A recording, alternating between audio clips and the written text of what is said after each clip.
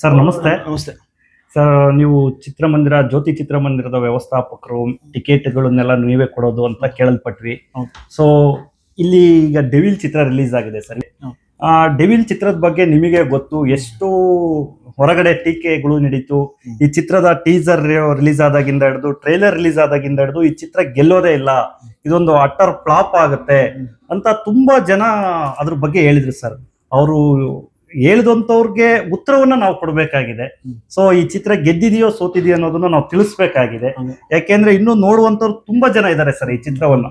So ಚಿತ್ರಮಂದಿರಗಳಿಗೆ ಬಂದು ಚಿತ್ರಗಳನ್ನ ನೋಡ್ಬೇಕು ಅನ್ನೋದನ್ನ ಹೇಳ್ತಾನೆ ಬಂದಿದೀವಿ ಕಳೆದ ವರ್ಷಗಳಿಂದ.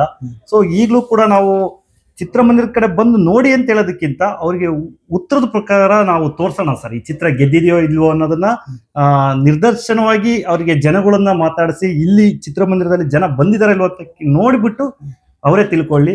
ಸೊ ನೀವೀಗ ಡೆವಿಲ್ ಬಗ್ಗೆ ಹೇಳೋದಾದ್ರೆ ಏನ್ ಹೇಳ್ತೀರಾ ಸರ್? ದರ್ಶನ್ ಸರ್ ಬಗ್ಗೆ ಚೆನ್ನಾಗಿ ಬಂದಿದೆ, ಪಿಕ್ಚರ್ ಚೆನ್ನಾಗಿ ಬಂದಿದೆ. ಆ ಅಭಿಮಾನಿಗಳು ಕೂಡ 2-3 ದಿವಸ ಮುಂಚೆನೆ ಬಂದು ಥಿಯೇಟ್ರಲ್ಲಿ ನಮಗೆ ನಮ್ಮ ಬಾಸ್ ತಕ್ಷಣ ಅವ್ರದ್ದು ನೀವು ಹಾಕ್ಲೇಬೇಕು ಸಿನಿಮಾ ಅಂತ ಹೇಳಿದ್ರು. ಕನ್ಫರ್ಮೇಷನ್ ಚೂರು ಲೇಟ್ ಆಗುತ್ತೆ, ತಡೀರಿ ಕೂಡ. ಆದರೂ ಕೂಡ ಭಾರಿ ಜನಸಂಖ್ಯೆಯಲ್ಲಿ ಬಂದು ಹುಡುಗರು ಫ್ಯಾನ್ಸ್ಗಳು ಭಾರಿ ಸೆಲೆಬ್ರಿಟೀಸ್ ಬಂದು ರಾತ್ರಿ ಬ್ಯಾನರ್ಸ್ಗಳು ಇವೆಲ್ಲ ಕಟ್ಔಟ್ಸ್ ಎಲ್ಲ ಹಾಕಿಸಿ ಪಟಾಕಿಗಳೆಲ್ಲ ಹೊಡೆದು ಸಂಭ್ರಮಾಚರಣೆ ಮಾಡಿದ್ರು. ಸ್ವೀಟ್ ಎಲ್ಲ ಹಂಚಿಸ್ಬಿಟ್ಟು ಅವರು ದರ್ಶನ್ ಅವರ ಒಂದು ಇದು ಚೆನ್ನಾಗಿ ಅವರೆಲ್ಲ ಇದು ಮಾಡಿಕೊಟ್ರಲ್ಲ. ಹಾಗಾಗಿ ಅವರು ಸಿನಿಮಾ ಚೆನ್ನಾಗಿ ಕೂಡ ಬಂದಿದೆ. ಅವರು ಕೂಡ ಎಲ್ಲರೂ ಫ್ಯಾನ್ಸ್ಗಳೆಲ್ಲ ಭಾರಿ ಚೆನ್ನಾಗಿ ಎಂಜಾಯ್ ಮಾಡ್ಕೊಂಡು ಹೋದರು. ಒಂದು ಸಿನಿಮಾ ಥಿಯೇಟ್ರಿಗೆ ಬಂದು ಬೆಳಿಗ್ಗೆ 6:45ಗೆ ನಾನು ಫ್ಯಾನ್ಸ್ ಸಿನಿಮಾನ ಸ್ಟಾರ್ಟ್ ಮಾಡಿದೆ. ನಮ್ಮ ಊರಲ್ಲಿ ಹಿಂದೆಲ್ಲ ಸಿನಿಮಾಗಳೇ ಫ್ಯಾನ್ ಶೋ ಅನ್ನೋದೇ ನೋಡಿರಲಿಲ್ಲ. ಅಂಥದ್ದು ಈ ದೊಡ್ಡ ದೊಡ್ಡ ಸ್ಟಾರ್ ಗೆಸ್ಟ್ಗಳು, ಈ ದರ್ಶನ್ ಅಂತ ಇವರು ಯಾರೇ ದೊಡ್ಡ ಸ್ಟಾರ್ ಆಗಿರಲಿ, ಸುದೀಪ್ ಆಗಿರ್ಬೋದು, ಶಿವರಾಜ್ ಕುಮಾರ್ ಆಗಿರ್ಬೋದು, ಆಮೇಲೆ ದುನಿಯಾ ವಿಜಯ್ ಆಗಿರ್ಬೋದು, ಯಶ್ ಆಗಿರ್ಬೋದು, ಯಾರಾಗಿರ್ಬೋದು, ಎಲ್ಲ ಸಿನಿಮಾಗಳು ನಮ್ಮೂರಲ್ಲಿ ಈಗ ಚೆನ್ನಾಗಿ ಜನ ಎಂಜಾಯ್ ಮಾಡ್ತಾ ಇದ್ದಾರೆ. ಅದರಲ್ಲೂ ಏನಪ್ಪ ಅಂದರೆ ಮಾಮೂಲು ಶೋಗಳಿಗಿಂತ ಫ್ಯಾನ್ಸ್ ಶೋನಲ್ಲಿ ನೋಡ್ಬೇಕು ಖುಷಿ ಅಂತ ಭಾರಿ ಖುಷಿ ಪಡ್ತಾ ಇದ್ದಾರೆ ಜನ ಎಲ್ಲ. ಹಂಗಾಗಿ ಭಾರಿ ಖುಷಿ ಪಡ್ಕೊಂಡು ಹೋದ್ರು. ಎಲ್ಲರೂ ಚೆನ್ನಾಗಿದೆ ಅಂತ ಅಂದ್ಕೊಂಡು ಫಸ್ಟ್ ಸಾಂಗಲ್ಲಿ ಎಲ್ಲರೂ ಭಾರಿ ಸ್ಟೇಜ್ ಮೇಲೆ ಸ್ಕ್ರೀನಲ್ಲೆಲ್ಲ ಮುಂದೆಲ್ಲ ಚೆನ್ನಾಗಿ ಡ್ಯಾನ್ಸ್ ಮಾಡಿ ಎಂಜಾಯ್ ಮಾಡಿದ್ರಲ್ಲ. ಚೆನ್ನಾಗಿದೆ ಪಿಕ್ಚರು, ರೆಸ್ಪಾನ್ಸ್ ಪರವಾಗಿಲ್ಲ, ಚೆನ್ನಾಗಿ ಬಂದಿದೆ, ಚೆನ್ನಾಗಿ ಮೂಡ್ ಬಂದಿದೆ. ಯಾರು ಹೇಳಿರ್ಬೋದು ಅದು ಪಿಕ್ಚರ್ ಬಂದಿದೆ ಅಂತ.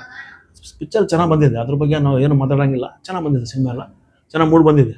ಹೌದು ಸರ್, ಇದು ದರ್ಶನ್ ಸರ್ ಅವ್ರನ್ನ ಬಾಕ್ಸ್ ಆಫೀಸ್ ಸುಲ್ತಾನ ಅಂತ ಕರೀತೀವಿ. ಚಿತ್ರ ಯಾವುದೇ ರಿಲೀಸ್ ಆದ್ರೂ ಕೂಡ ಬಾಕ್ಸ್ ಆಫೀಸ್ ನಲ್ಲಿ ಗಲ್ಲಪೇಟಿಕೆಯಲ್ಲಿ ದುಡ್ಡು ಮಾಡುತ್ತೆ, ಸದ್ದು ಮಾಡುವಂತ ಚಿತ್ರಗಳು ಅಂತ.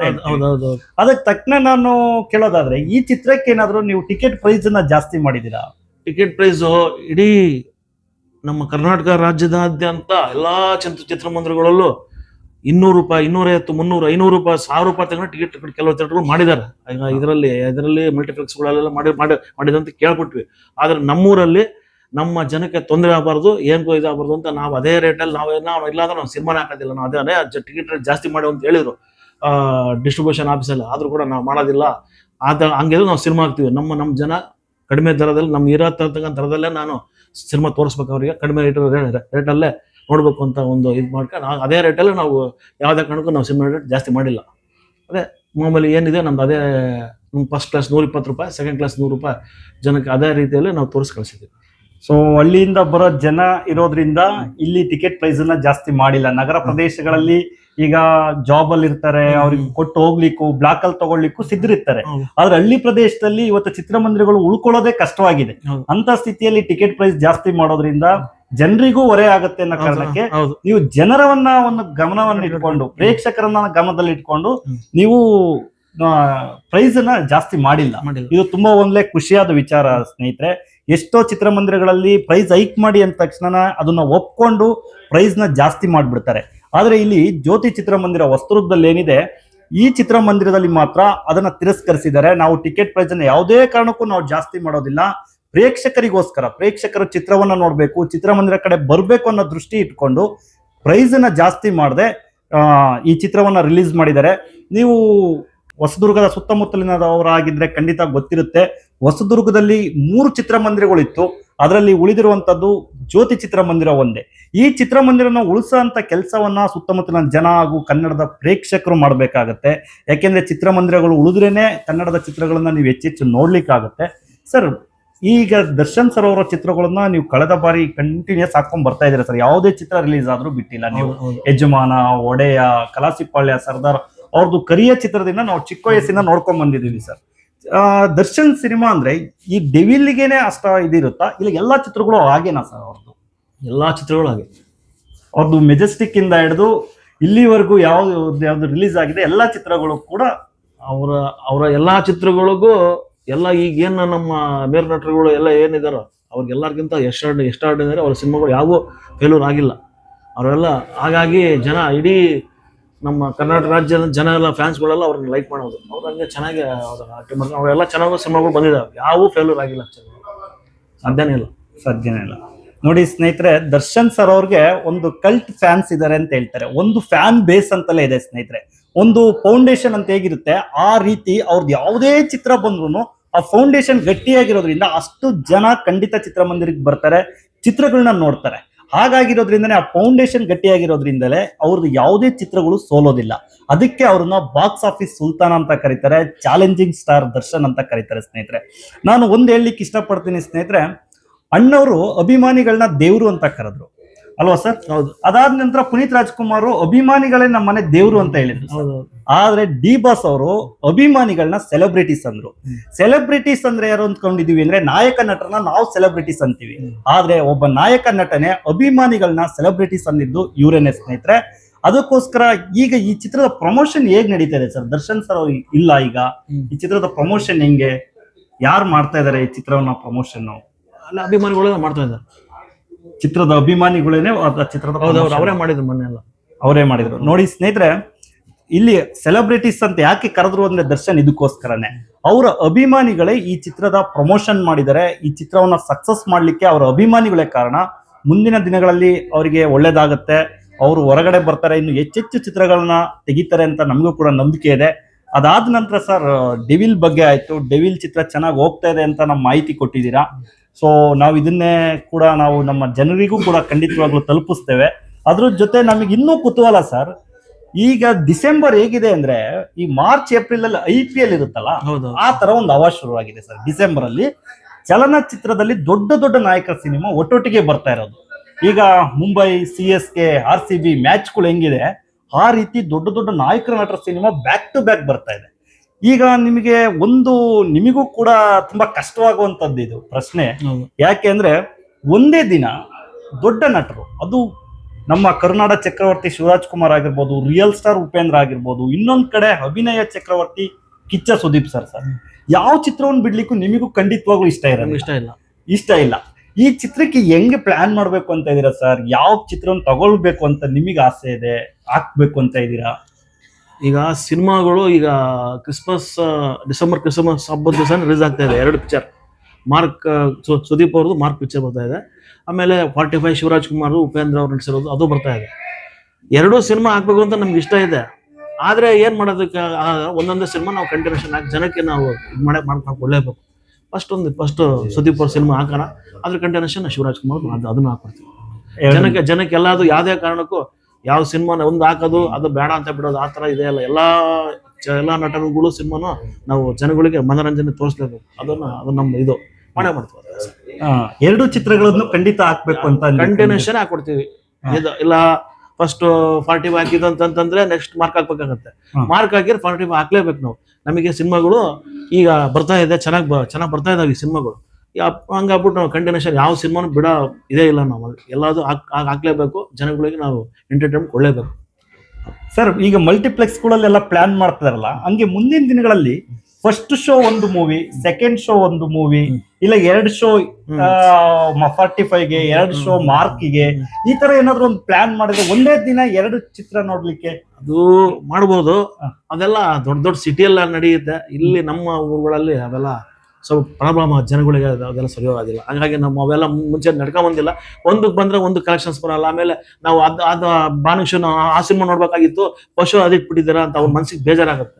ಹಾಗಾಗಿ ಅವೆಲ್ಲ ಬೇಜಾರು ಹಾಕ್ಬಿಡುದು. ಒಂದೊಂದು ಸಿನಿಮಾ ಫಸ್ಟ್ ಬಂದ್ಬಿಟ್ಟು ಅದ್ರದ್ದು ಏನ್ ಬರುತ್ತೋ ಕಲೆಕ್ಷನ್ಸ್ ಅದು ಚೆನ್ನಾಗಿ ಬರುತ್ತೆ. ಆಮೇಲೆ ಕಂಟಿನ್ಯೂಷನ್ ಮತ್ತೆ ಅದು ಕಲೆಕ್ಷನ್ ಚೆನ್ನಾಗಿ ಬರುತ್ತೆ. ಈಗ ಎರಡು ಒಂದೊಂದೇ ಹಾಕೋಕೆ ಏನಾಗುತ್ತೆ ಅಂದ್ರೆ ಜನಗಳಲ್ಲಿ ಅವರಲ್ಲೇ ಅಭಿಮಾನಿಗಳಲ್ಲಿ ಬಂದ್ಬಿಟ್ಟು ಅದಿಲ್ಲ ನಾವು ಆಸೆ ಮಾಡ್ಬೇಕು ಅಂತ ಬೇಜಾರಾಗಿ ಹೋಗಿ ಕೆಲವರಲ್ಲಿ ವಾಪಸ್ ಹೋಗ್ತಾರೆ. ಈ ಥರ ಆಗಬಾರ್ದು. ಹಾಗಾಗಿ ನಾವೇ ಮಾಡ್ತೀವಿ ಅಂದ್ರೆ ಒಂದೊಂದೇ ಸಿನಿಮಾನ ಹಾಕ್ಬಿಟ್ಟು ಫಸ್ಟ್ ಒಂದು ಸಿನಿಮಾ ಹಾಕ್ತೀವಿ, ಅದು ಚೆನ್ನಾಗಿ ಬರುತ್ತೆ 2 ವಾರ, ಅದೊಂದು 2 ವಾರ, ಆಮೇಲೆ ಅದು ಅವ್ರಿಗೆ ಒಂದೆರಡು ಆ ಸಿನಿಮಾನ ಹಾಕ್ಬಿಟ್ಟು ಇದು ಮಾಡಿ ನೋಡಿ. ನಾವು ಜನಗಳಲ್ಲಿ ಪ್ರೇಕ್ಷಕರಲ್ಲಿ ಹೇಳೋದು, ಜ್ಯೋತಿ ಚಿತ್ರಮಂದಿರದಲ್ಲಿ ಮಾರ್ಕು ಬರುತ್ತೆ, 45 ಬರುತ್ತೆ. ಮಾರ್ಕ್ ಫಸ್ಟ್ ಬಂದ್ರೆ 45 ನೆಕ್ಸ್ಟ್ ಬರುತ್ತೆ, 45 ಫಸ್ಟ್ ಬಂದ್ರೆ ಮಾರ್ಕ್ ನೆಕ್ಸ್ಟ್ ಬರುತ್ತೆ. ಆದ್ರೆ ನೀವು ವಸ್ತುರ್ಗದಲ್ಲಿ ಯಾರಿದ್ದೀರಾ, ಸುತ್ತಮುತ್ತಲ ಯಾರಿದ್ದೀರಾ, ನೀವು 2 ಚಿತ್ರವನ್ನು ಮಿಸ್ ಮಾಡ್ಕೊಳ್ಳದೆ ನೋಡ್ಬೋದು ಅಂತ ಇಲ್ಲಿ ನಾವು ಹೇಳಿದ್ದಾರೆ. ಇದು ತುಂಬಾ ಖುಷಿಯಾದ ವಿಚಾರ. ಯಾಕೆ ಅಂದ್ರೆ ಅಭಿಮಾನಿಗಳಿಗೆ ಬೇಸರ ಇರುತ್ತೆ. ಈಗ ಮಾರ್ಕ್ ಮೂವಿ ರಿಲೀಸ್ ಮಾಡಿಬಿಟ್ರು, ನಮ್ಮ ಒಂದು ಬಾಸ್ ಮೂವಿ ರಿಲೀಸ್ ಆಗ್ಲಿಲ್ಲ ಅಂತ ಸೂರಜ್ ಕುಮಾರ್ ಫ್ಯಾನ್ಸು ಬೇಜಾರ್ ಮಾಡ್ಕೊಳ್ಳೋಂಥದ್ದಿಲ್ಲ, ರಿಯಲ್ ಸ್ಟಾರ್ ಫ್ಯಾನ್ಸ್ ಬೇಜಾರ್ ಮಾಡ್ಕೊಳ್ಳೋಂಥದ್ದಿಲ್ಲ. ಇಲ್ಲ ಅವ್ರ ಚಿತ್ರವನ್ನ ಮೊದಲು ಹಾಕಿದ್ರೆ ಸುದೀಪ್ ಸರ್ ಅವ್ರ ಫ್ಯಾನ್ಸ್ ಬೇಜಾರ್ ಮಾಡ್ಕೊಳ್ಳೋಂತಿಲ್ಲ. ಎಲ್ಲರಿಗೂ ಕೂಡ ಅನುಕೂಲವಾಗುವಂತೆ ಯಾವ ಚಿತ್ರವನ್ನ ಅವರಿಗೆ ಅನುಕೂಲಕ್ಕೆ ಸಿಕ್ಕಂತೆ ಆ ಚಿತ್ರವನ್ನ ತೆಗೆದುಕೊಂಡು ಮೊದಲಾದ ನಂತರ 2ನೇ ಆದ್ಯತೆಯನ್ನ ಖಂಡಿತವಾಗ್ಲೂ ಕೊಡ್ತಾರೆ. ಆದ್ರೆ ಮೊದಲು ಅದನ್ನೇ ಹಾಕಿದ್ರು, 2ನೇದು ಇದನ್ನ ಹಾಕಿದ್ರು ಅಂತಲೂ ಕೂಡ ಬೇಸರ ಪಟ್ಕೊಳ್ಬೇಡಿ. ಯಾಕೆಂದ್ರೆ ಅಲ್ಲಿನ ಒಂದು ಡಿಸ್ಟ್ರಿಬ್ಯೂಷನ್ ಮೇಲೆ ಅದು ಡಿಪೆಂಡ್ ಆಗಿರುತ್ತೆ. ಈ ಚಿತ್ರದುರ್ಗದಲ್ಲಿ ಎಷ್ಟು ಚಿತ್ರಮಂದಿರಗಳಲ್ಲಿ ಡಿಸ್ಟ್ರಿಬ್ಯೂಷನ್ ಕೊಡಬೇಕು, ಯಾವ್ಯಾವ ಚಿತ್ರವನ್ನು ಕೊಡಬೇಕು ಅಂತ ಅವೆಲ್ಲದ್ರ ಮಧ್ಯೆ ಅವರು ಫೈಟ್ ಮಾಡಿ ಆ ಚಿತ್ರವನ್ನ ತಂದಿರ್ತಾರೆ ಇಲ್ಲಿಗೆ. ಸೊ ನೀವು ಗೆಲ್ಲಿಸುವಂತ ಜವಾಬ್ದಾರಿ ನಿಮ್ಮಗಳ ಮೇಲೆ ಇರುತ್ತೆ ಸರ್. ಮುಂದಿನ ದಿನಗಳಲ್ಲಿ ಈಗ ಈ ತರ ಒಂದು ಕೋಇನ್ಸಿಡೆನ್ಸ್, ಒಂದೇ ದಿನ ಚಿತ್ರಗಳು ಬರೋದ್ರಿಂದ ಆಗೋ ತೊಂದರೆ ಏನ್ ಸರ್ ನಿಮಗೆ, ಚಿತ್ರಮಂದಿರದವ್ರಿಗೆ? ಒಂದೇ ದಿನ ಚಿತ್ರ 2 ರಿಲೀಸ್ ಆದ್ರೆ ಏನಿಲ್ಲ, ಆಗೋ ತೊಂದರೆ ಏನಂತ ಏನಾಗಲ್ಲ. ಬಟ್ ಏನಪ್ಪ ಅಂದ್ರೆ ಒಂದು ಹಾಕ್ಲಿಲ್ಲ ಸಿನಿಮಾ ಒಂದು ಇದಿರುತ್ತೆ. ಆಮೇಲೆ ಇನ್ನೊಂದು ಏನಾಗುತ್ತೆ ಅಂದ್ರೆ ಸ್ಟಾರ್ಟಿಂಗ್ ನಲ್ಲಿ ಬರ್ತಕ್ಕಂಥ ಸ್ಪೀಡ್ ಕಲೆಕ್ಷನ್ ಅದು ನೆಕ್ಸ್ಟ್ ಇನ್ನೊಂದು 1 ವಾರ 2 ವಾರ ಆ ಸ್ಪೀಡ್ ಇರೋದಿಲ್ಲ. ಅದೇ ಬೇಜಾರು ಅಷ್ಟೇ, ಇನ್ನೇನಿಲ್ಲ. ಈಗ ಇವತ್ತು ನಾವು ಪಿಕ್ಚರ್ ಶುಕ್ರವಾರ ಅಲ್ಲ, ಫ್ರೈಡೆ, ಇವತ್ತು ಶುಕ್ರವಾರ ಪಿಕ್ಚರ್ ರಿಲೀಸ್ ಆಗ್ತಿದೆ ಅಂದ್ರೆ ಅವತ್ತಿನ ಫೋರ್ಸ್ ಅಲ್ಲಿ ಜನ ಫೋರ್ಸ್ ಬರ್ತಾ ಇರುತ್ತೆ. ಆದ್ರೆ ಇನ್ನೊಂದು ಏನಾಗುತ್ತೆ ಅಂದ್ರೆ ಆಪೋಸಿಷನ್ ಥಿಯೇಟರ್ ಇನ್ನೊಂದು ಯಾವ್ದಾರು ಇದ್ರೆ ಅಕಸ್ಮಾತ್ ಅದು ಆ ಕಡೆ ಥಿಯೇಟರ್ಗೆ ಹೋದ್ರೆ ಎರಡಕ್ಕೂ ಜನ ಅಲ್ಲೂ ನೋಡ್ತಾರೆ, ಇಲ್ಲೂ ನೋಡ್ತಾ ಇರ್ತಾರೆ. ಇದು ಒಂದೇ ಥಿಯೇಟರ್ ಆಗೋದಂದ್ರೆ ಏನಾಗುತ್ತೆ ಅಂದ್ರೆ ಬೇರೆ ಕಡೆ ಹೋಗೋದು ನೋಡೋದು. ಆಮೇಲೆ ನಾವು ಇನ್ನೊಂದು ವಾರ ಬಿಟ್ಟಾದ ತಕ್ಷಣ ನಮಗೆ ಸಿನಿಮಾ ಫೋರ್ಸ್ ಕಮ್ಮಿ, ಜನ ಕಮ್ಮಿ ಆಗುತ್ತೆ. ಅಷ್ಟು ಬಿಟ್ಬಿಟ್ರೆ ಇನ್ನೇನು ಆಗ್ತಾ ಇರೋದಿಲ್ಲ ಅಷ್ಟೇ ಸರ್. ಈಗ ಸುಮಾರು ಚಿತ್ರಗಳು ರಿಲೀಸ್ ಆಗ್ತಾನೆ ಇದೆ ಸರ್, ಕನ್ನಡದಲ್ಲಿ ಬರ್ತಾನೆ ಇದಾವೆ ತುಂಬಾ ಚಿತ್ರಗಳು. ಈಗ ವಾರದಲ್ಲಿ 2-3 ಚಿತ್ರಗಳು, ಚಿಕ್ಕ ಚಿಕ್ಕ ನಟರುಗಳು ಚಿತ್ರಗಳು ರಿಲೀಸ್ ಆಗ್ತಾನೆ ಇದಾವೆ. ಆದ್ರೆ ಆ ಚಿತ್ರಗಳಿಗೆ ಹೆಚ್ಚು ಪ್ರಾಮುಖ್ಯತೆ ಸಿಗ್ತಾ ಇಲ್ಲ ಅನ್ನೋದಕ್ಕೆ ಕಾರಣ ಪ್ರೇಕ್ಷಕರೇ ಅಂತ ಹೇಳ್ಬೋದಲ್ವ ಸರ್. ಆ ಚಿತ್ರಗಳನ್ನ ಅವ್ರು ಗೆಲ್ಲಿಸ್ತಾ ಇಲ್ಲ. ಅದು ಚಿತ್ರಮಂದಿರಗಳಿಗೆ ಬಂದ್ರೂ ಕೂಡ ಆ ಕಲೆಕ್ಷನ್ ಆಗದೆ ಇದ್ದಾಗ ನಿಮಗೆ ಎಷ್ಟು ತೊಂದರೆಗಳು ಆಗ್ತವೆ ಸರ್. ಈಗ ನೀವು ಗೆಲ್ಲಿಸ್ಬೇಕು, ಒಂದು ಒಳ್ಳೆ ನಟರುಗಳು ಹೊಸಬ್ರು ಬಂದಿದ್ದಾರೆ ಅಂತ ನೀವು ಕೈ ಹಿಡಿದು ಆ ಚಿತ್ರಗಳನ್ನ ಹಾಕ್ತೀರಾ ಸರ್. ನೀವು ಚಿತ್ರಮಂದಿರಗಳಿಗೆ ಜನ ಬರೋದಿಲ್ಲ ಆ ಟೈಮಲ್ಲಿ. ಆ ಚಿತ್ರಗಳನ್ನ ಜನ ಕೈ ಬಿಟ್ಟಾಗ ನಿಮಗೆ ಆಗುವಂತ ತೊಂದರೆಗಳೇನ ಸರ್, ಹೊಸಬ್ರು ಬಂದಂತ ಟೈಮಲ್ಲಿ? ಹೊಸಬ್ರು ಸ್ವೀಕರಿಸ್ತಾ ಇಲ್ಲ ನಮ್ಮ ಇವರು, ನಮ್ಮ ಪ್ರೇಕ್ಷಕರು, ಚಿತ್ರಾತ್ಮ ಪ್ರೇಕ್ಷಕರು. ಅಷ್ಟೇ, ಇನ್ನೇನಿಲ್ಲ. ಆಮೇಲೆ ಇನ್ನೊಂದು ಏನಪ್ಪಾ ಅಂದ್ರೆ ಸಿನಿಮಾಗಳು ಯಾವುದೇ ಆಗಿರಲಿ, ಹೊಸ ಸಿನಿಮಾಗಳು ಬರ್ತಾ ಇದಾವೆ. ಈಗಲೂ ಕೂಡ ಎಲ್ಲಾ ಸಿನಿಮಾಗಳು ಸ್ವೀಕರಿಸಕ್ಕಾಗಲ್ಲ. ಮೊನ್ನೆ ನೋಡ್ರಿ ಸೂ ಫ್ರಮ್ ಸೂ ಅಂತ ಒಂದು ಸಿನಿಮಾ ಬಂತು. ಅದೇ ನಾನು ಒಂದು ಉದಾಹರಣೆ ಕೊಡ್ತೀನಿ ನಿಮಗೆ. ಯಾರು ಆತರ ಒಂದು ಆತರ ಅಷ್ಟೊಂದು ಚೆನ್ನಾಗಿ ಹೋಗುತ್ತೆ ಅಂತ ಪಿಕ್ಚರ್ ಅಂತ ಯಾವ ಒಂದು ಇದಕ್ಕೂ ಯಾರು ತಿಳ್ಕೊಂಡಿರ್ಲಿಲ್ಲ. ಹೌದು, ಚೆನ್ನಾಗಿ ಬಂದ್ ಪಿಕ್ಚರ್, ಜನ ಸ್ವೀಕರಿಸಿದ್ರು. ಹಾಗೆ ಎಲ್ಲ ಕ್ವಾಲಿಟಿ ಸಿನಿಮಾದಲ್ಲಿ ಮೈನ್ ಏನಪ್ಪಾ ಅಂದ್ರೆ ಕ್ವಾಲಿಟಿ ಇರಬೇಕು, ಜನಕ್ಕೆ ಬೇಕಾದಕ್ಕಂತ ಪಾತ್ರಗಳಲ್ಲಿ ಎಲ್ಲ ಇದಿರ್ಬೇಕು, ಮಹತ್ವ ಇರ್ಬೇಕು. ಎಲ್ಲ ಆ ತರ ಇದ್ರೆ ಮಾತ್ರ ಜನ ನೋಡ್ತಾರೆ, ಸ್ವೀಕರಿಸ್ತಾರೆ. ಏನೂ ಇಲ್ಲ, ಸುಮ್ಮನೆ ಹೆಂಗೋ ಆಗ್ಬೇಕು ಯಾರು ಜನ ನೋಡಲ್ಲ. ಅವೆಲ್ಲ ನೋಡೋದಿಲ್ಲ. ಜನ ನೋಡ್ಬೇಕಂದ್ರೆ ಅದು ಸಿನಿಮಾಕ್ಕೊಂದು ಇದಿರ್ಬೇಕು, ಗ್ರಿಪ್ ಇರ್ಬೇಕು, ಚೆನ್ನಾಗಿ ಅದನ್ನ ಒಳ್ಳೆ ಪಾತ್ರಗಳು ಚೆನ್ನಾಗಿ, ಅಭಿನಯ ಎಲ್ಲ ಚೆನ್ನಾಗಿರ್ಬೇಕು, ಹಾಡುಗಳು ಚೆನ್ನಾಗಿರ್ಬೇಕು, ಫೈಟ್ಸ್ ಇರಬೇಕು, ಎಲ್ಲ ಜನಕ್ಕೆ ಬೇಕಾಗಿರ್ತಂತ ಚೆನ್ನಾಗಿರ್ಬೇಕು. ಹಾಗಿದ್ರೆ ಮಾತ್ರ ಹೋಗ್ತಾ ಸಿನಿಮಾ. ನೋಡಿ ಸ್ನೇಹಿತರೆ, ಹೊಸಬ್ರು ಚಿತ್ರ ಗೆಲ್ಲಲ್ಲ ಅಂತ ಹೇಳೋದು ತಪ್ಪಾಗುತ್ತೆ. ರಂಗಿತರಂಗ ಅನ್ನೋ ಒಂದು ಚಿತ್ರ ಬರುತ್ತೆ, ಅದರಲ್ಲಿ ಗಟ್ಟಿಯಾದ ಕತೆ ಇರುತ್ತೆ. ಆ ಕಥೆಯಿಂದಾಗಿ ಒಬ್ಬ ನಾಯಕ ಉಟ್ಕೊಳ್ತಾನೆ, ಆ ಚಿತ್ರ ದೊಡ್ಡ ಮಟ್ಟಿಗೆ ಗೆಲ್ಲುತ್ತೆ. ಅದಾದ ನಂತರ ಇತ್ತೀಚೆಗಷ್ಟೇ ತಗೊಳ್ಳಿ ಸೂ ಫ್ರಮ್ ಸೂ ಅಂತ ಒಂದು ಚಿತ್ರ ಬರುತ್ತೆ. ಅದರಲ್ಲಿ ಒಳ್ಳೆಯ ಕತೆ ಇರುತ್ತೆ, ಅಲ್ಲಿ ನಡೆಯುವಂತ ಒಂದು ಕತೆ, ಅದು ಜನರಿಗೆ ಮನಸ್ಸಿಗೆ ತಟ್ಟುತ್ತೆ. ಆ ಚಿತ್ರದಲ್ಲಿರುವ ನಾಯಕನ ಪಾತ್ರವನ್ನು ನೋಡಿದಾಗ ಆ ಚಿತ್ರದಲ್ಲಿರೋ ನಾಯಕ ನಾನೇ ಅನ್ಸುತ್ತೆ. ಹೀಗೆ ಜನರಿಗೆ ಮನಸ್ಸು ಮುಟ್ಟುವಂತ ಚಿತ್ರಗಳು ಬಂದ್ರೆ ಹೊಸಬರು ಚಿತ್ರಗಳು ಕೂಡ ಗೆಲ್ತವೆ ಅಂತ ಇಲ್ಲಿನ ಸಿಬ್ಬಂದಿಯವರು ಹೇಳ್ತಾರೆ, ಇಲ್ಲಿನ ಮ್ಯಾನೇಜರ್ ಕೂಡ ಹೇಳ್ತಾ ಇದ್ದಾರೆ. ಅದಕ್ಕೆ ಚಿತ್ರದಲ್ಲಿ ಕತೆ ಗಟ್ಟಿಯಾಗಿರ್ಬೇಕು. ಹಾಗಾಗಿ ಕಾಂತಾರ ಚಿತ್ರ ವರ್ಲ್ಡ್ ವೈಡ್ ಹೆಸರು ಮಾಡ್ಲಿಕ್ಕೆ ಸಾಧ್ಯವಾಯಿತು. ನಮ್ಮ ಮಣ್ಣಿನ ಕತೆ, ನಮ್ಮ ಒಂದು ನಾಡಿನ ಕತೆ ಅದಾಗಿತ್ತು.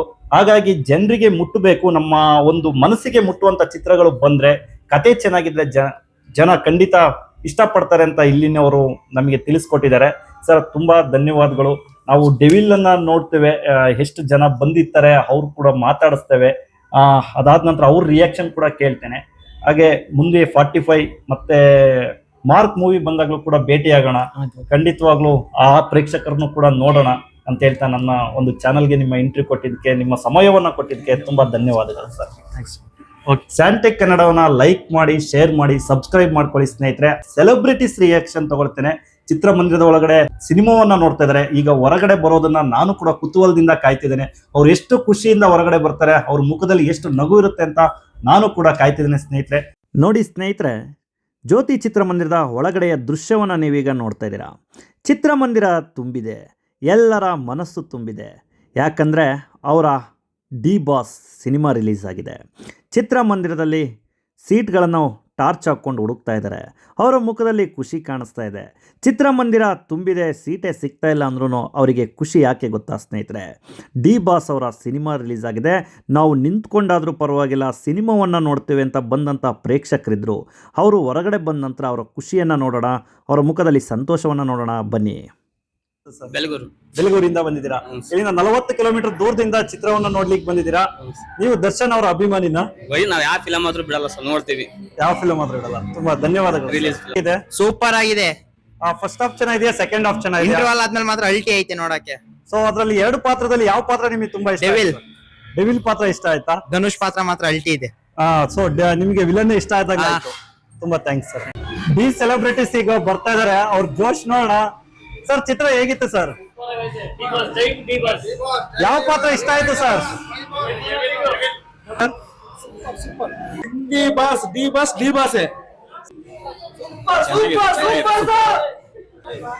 ಚಿತ್ರ ಹೇಗಿದೆ ಸರ್? ಸೂಪರ್ ಆಗಿದೆ. ನೋಡಿ ಸ್ನೇಹಿತರೆ, ಡಿ ಸೆಲೆಬ್ರಿಟೀಸ್ ಹೇಗ್ ಬರ್ತಾ ಇದಾರೆ ಅಂತ. ಚಿತ್ರ ಹೇಗಿದೆ ಸರ್? ಫಿಲಮ್ ಯಾವ್ಯಾವನು ಸರಿ ಇಲ್ಲ ಅಂತ ಸರ್ ಚಿತ್ರ ಹೇಗಿದೆ ಸರ್? ಚಿತ್ರ ಸೂಪರ್ ಆಗಿದೆ ಸರ್. ಡೆವಿಲ್ ತರನೇ ಆಕ್ಟಿಂಗ್ ಇದೆ. ಆದ್ರೆ ಯಾರು ಸತ್ತೋದ್ರ ಇದ್ರಲ್ಲ ಅಂತ ಗೊತ್ತಾಗಿಲ್ಲ ನಮಗೆ. ಸೊ ಕೃಷ್ಣ ಸತ್ರ ಇಲ್ಲ ಧನುಷ್ ಸತ್ರ ಅಂತಲ್ಲ, ಯಾರು ಸತ್ರ ಅಂತ ಗೊತ್ತಾಗಿಲ್ಲ. ಹೌದಾ? ನೆಕ್ಸ್ಟ್ ಪಾರ್ಟ್ 2 ಮಾಡೋಣ ಸರ್. ಹಂಗಾದ್ರೆ ಮಾಡ್ಲೇಬೇಕು ಸರ್. ಸೂಪರ್ ಡೆವಿಲ್ ವಾಸ್ನ ಡಬಲ್ ರೋಲ್ ಮಾಡಿ ತುಂಬಾ ಖುಷಿ ಆಯ್ತು.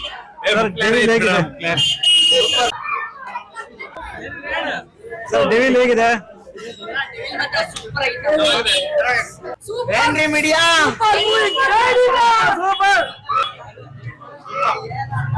ಸೂಪರ್ ಸರ್ ಡೆವಿಲ್ ಚೆನ್ನಾಗಿದೆಯಾ?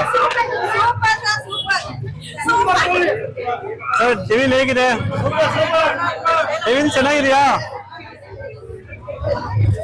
ಸರ್? ಡೆವಿಲ್ ಹೇಗಿದೆ? ಸೂಪರ್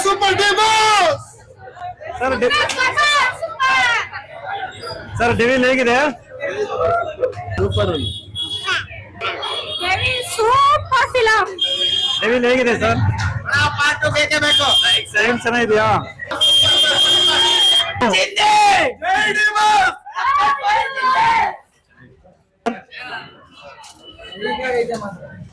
ಸರ್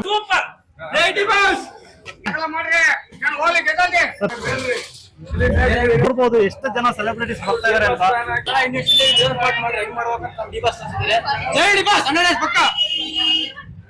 ಸರ್ ಚಿತ್ರ ಹೇಗಿದೆ? ಚೆನ್ನಾಗಿದೆಯಾ ಮೇಡಮ್? ಚಿತ್ರ ಹೇಗಿದೆ? ಸೆಲೆಬ್ರಿಟೀಸ್ ನ ಎಷ್ಟೋ ಖುಷಿಯಾಗಿ ಹೋಗ್ತಾ ಇದಾರೆ ಅಂತ. ಸೊ ಚಿತ್ರ ನೋಡಿದ ಖುಷಿ ಅವ್ರ ಮುಖದಲ್ಲಿ ಕಾಣಿಸ್ತಾ ಇದೆ. ಸೊ ಇನ್ನು ಯಾರೆಲ್ಲ ಈ ಚಿತ್ರವನ್ನು ಮಿಸ್ ಮಾಡ್ಕೊಂಡಿದ್ರ, ಬನ್ನಿ ಹೊಸನಗರ ಚಿತ್ರಮಂದಿರ ಜ್ಯೋತಿ ಚಿತ್ರಮಂದಿರದಲ್ಲಿ ಡಿ ಬಾಸ್ ಅವರ ಚಿತ್ರವನ್ನು ನೋಡಿ. ಸೊ ಎಷ್ಟೊಂದು ಜನ ಡಿ ಸೆಲೆಬ್ರಿಟೀಸ್ ನ ಹೋಗ್ತಾ ಇರೋದನ್ನ ನೀವು ನೋಡ್ಬೋದು.